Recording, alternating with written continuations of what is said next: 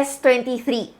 Mary, ITEL na naman! Actually, yes, but technically, no. Hey guys, it's your Tech Girl Mary and welcome back to our YouTube channel. Yes guys, tama ang narinig nyo, this is the ITEL S23. Parang deja vu, Mary. Parang narinig na namin tong intro na to, parang narinig na namin tong phone na to. Yes, tama kayo. A few weeks ago, nireview natin yung ITEL S23. But this time around, ito naman yung merong 8 gig of RAM. Okay, himay-himayin natin para mas madali. Unang-una, it actually has a different packaging.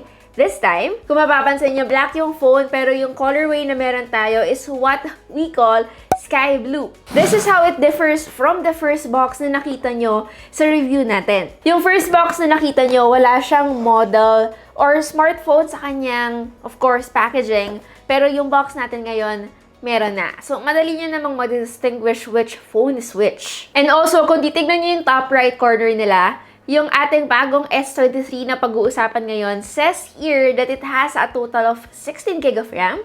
This is because meron siyang 8 gig physical RAM and 8 gig extended RAM. Does this mean this phone will perform better compared to this phone that we talked about na meron lamang 4 gig physical RAM and 4 gig extended RAM?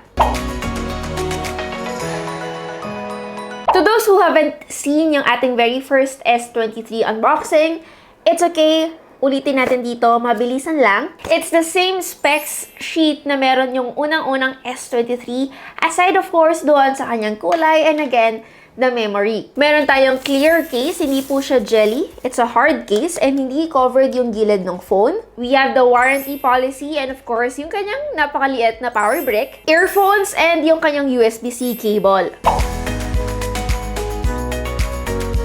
Alright, so here we have the phone itself and again, this is the sky blue colorway. And kung gusto nyo ng point of comparison, ito yung ating white version niya. To be specific, it's mystery white and it's color changing. So, na-adapt din ba ito nitong sky blue? Actually po, hindi.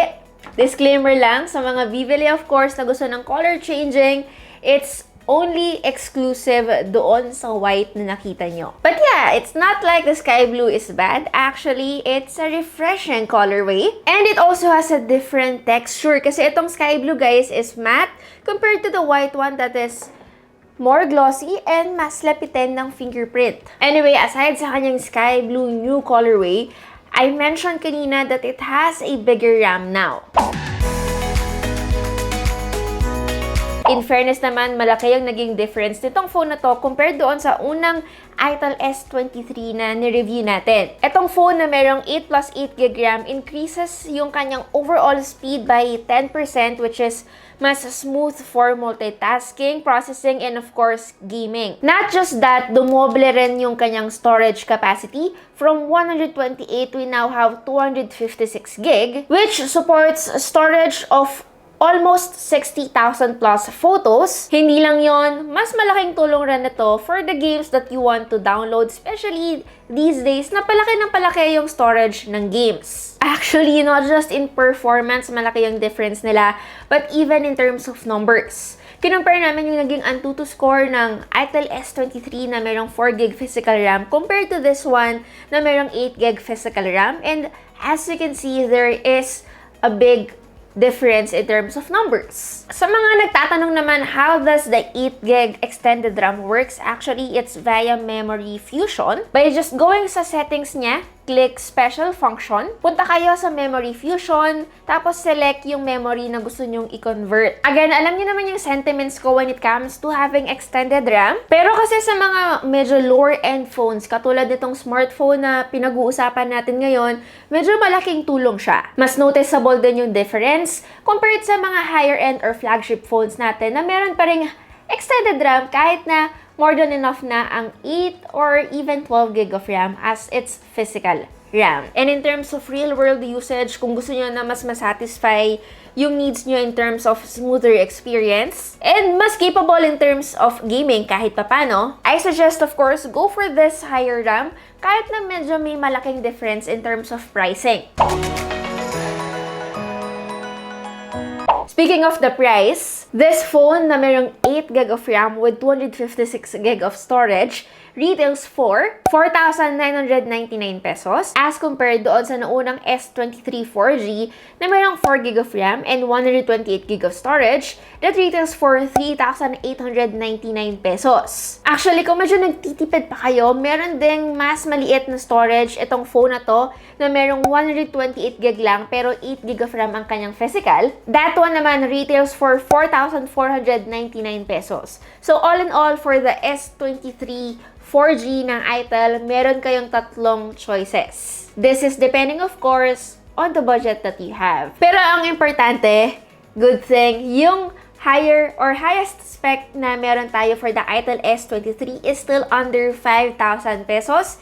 Abot kaya pa rin naman ng nakakarami. Anyway, aside from it having a bigger storage, bigger RAM, a different colorway, the rest are still the same, pero sige, pag-usapan natin sila ng mabilisan because I'm sure hindi naman lahat dito ay nakapanood ng very first ITEL S23 video natin.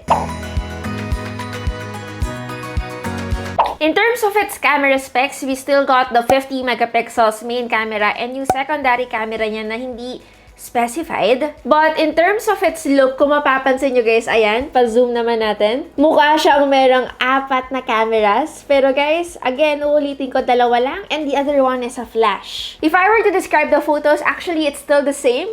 It's the same megapixels, it's the same chipset. So, hindi rin ako nag-expect na mababago siya. Kahit papaano, photos are still tolerable, especially under direct sunlight. Pero pag indoor na, dito talaga natin mapapansin na isa nga lang siyang entry-level phone. It also still has the usual shooting modes katulad ng HD, Pro mode, HDR 4.0 mode. And also, let's not forget na meron na itong 8 megapixels AI selfie camera. In terms of its chipset, actually, it's still the same, which is yung kanyang Unisoc Tiger T606 na merong 12 nanometer octa-core processor. Even though it remained the same, again guys, may malaking improvement in terms of performance because of it having a higher or bigger RAM. Aside from that, it also has the same big battery capacity of 5,000 mAh paired with a 10 watts charging capability. I'll be honest to you guys, medyo may kabagalang i-charge itong phone na to kahit na nag-improve pa siya for having a USB-C port. Buti na lang hindi na-compromise talaga yung kanyang battery capacity at tumagal siya ng halos 2 araw pa rin katulad ng kung gaano tumagal sa amin yung unang-unang ITEL S23.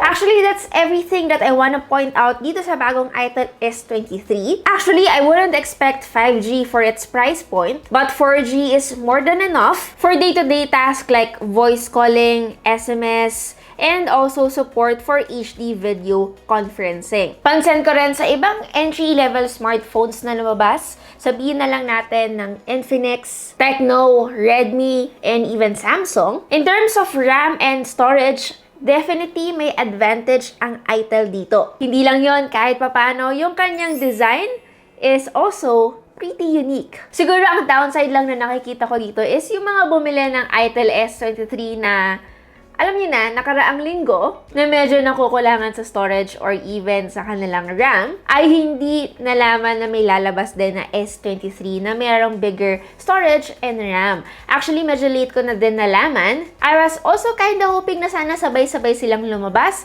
para rin mas madali sa ating mga consumers or alam niyo na, nagbabalak bumili in the future na makapili. So, itong S23 4G guys ay available sa Lazada sa kanilang last mall. Itong 8GB plus 256GB of storage at a discounted price of 4,799 pesos. That comes with the ITEL Speaker K07 and ITEL Neckband G3. May voucher ako na pwede niyong gamitin para sa phone na to that I will be putting down below. That's basically it.